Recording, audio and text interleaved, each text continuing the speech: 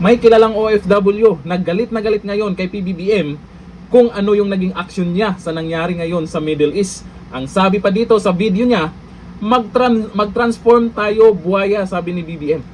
Ang kilalang OFW po ito ay si Eloy Bugres, the Queen of Revelations. Nako po, hindi na makapagpreno sa pinagsasabi niya. Ito ang video. Ay, may ka na lang bala. Mag-concentrate ka kung paano mo mabalik sa amin ng 805 billion. Tapos anong pinagsasabi mo nga, wala naman kasi ngayon eroplano, do alipungoy nga klases ang presidente. Wala naman kasi ngayon lumilipad na eroplano galing sa Middle East, sabi niya. Magbaylan na lang ang mga galing sa UAE. Puta, how the hell did we make this bad decision, including me, because I voted for him? Palakton mo kami, sa diin kami maagi. Hindi mo alam kung ano ang geography, palalulo.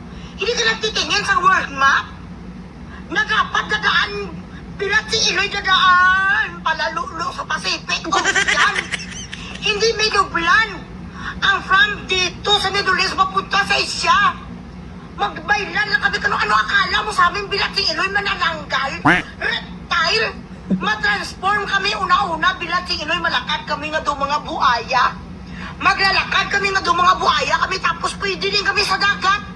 Ano kami BBM sa mga paningin mo? Reptile! Hindi kami buaya palalulo nga pwede sa dalan, pwede sa daan, pwede sa dagat. Hindi kami pwede mag-transform bagis. Kapinalakpat ka lang imo BBM. Di na ito nga ako nga ginakuha ng bilat sing Iloy, ginapay blood, yun na naman ko. Relax lang. Kitang-kita po ang kaibahan ng dating administrasyon at kay BBM ngayon. Kung paano nila aksyonan itong mga ganitong pangyayari. Dati kay Tatay Digong, hindi pa lumala yung tensyon at talagang may gagawin na, may ginagawa na. Ngayon, hindi nagustuhan ng mga OFW itong sinasabi ni Junior. Lalo na ito, si Eloy Bugres. Nako, gigil na gigil yan. Hina-high blood nyo na naman. Kaya sa mga loyalista nga, ngayon nyo sabihin na may concern kayo sa mga OFW, lalo na sa mga taga Middle East, lalo na sa mga gustong umalis. Paano makakaalis? Ano yung sinasabi ng Pangulo ngayon? Pupunta sa ganito lang at kung ano pa yung mga pinagyayaw-yaw niya na hindi nagustuhan ng mga OFW. Kagaya po neto.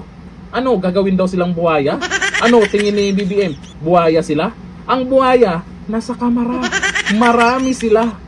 Talaga naman. Ginagalit nyo na naman si Eloy Bugres. Ayan, si BBM, nabugrisan. Ganito lang, thank you. Bye-bye.